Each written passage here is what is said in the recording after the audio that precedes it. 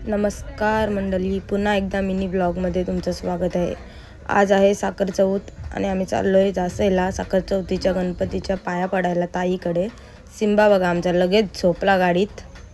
निघालोय आम्ही, पोहोचलो आम्ही जासेला।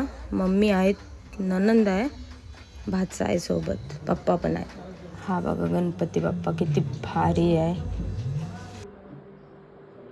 आमचा सिंबा बघा चिवडा खाते, असं तर काय खात नाही, आज बरा चिवडा आवडलाय त्याला। या बघा आमच्या मोठ्या ताई आणि ही माझी भाची आणि ही माझी पूर्ण फॅमिली, 2 नंदा, मम्मी पप्पा आणि ते। आणि सिंबा बघा नुसता धावत होता इकडं तिकडं।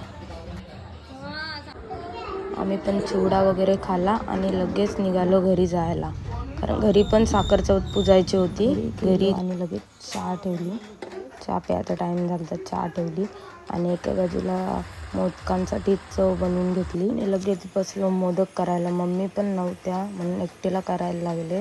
मम्मी ताईकडे वस्तीलाच राहिल्या। बघा मला जमतात का मोदक, हे बघा कसा झालाय, नक्की सांगा कमेंट करून। जेवण वगैरे बनवला आणि साखर चौथ पूजायला घेतली 8:30 वाजता।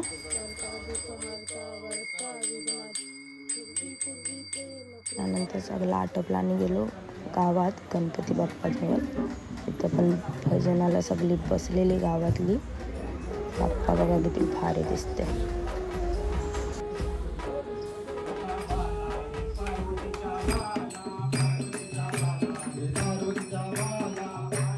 जरा भजन ऐकला आणि गेलो घरी। सिंबा पण राहत नव्हता, सिंबाला झोप आलती म्हणून चला बाय बाय।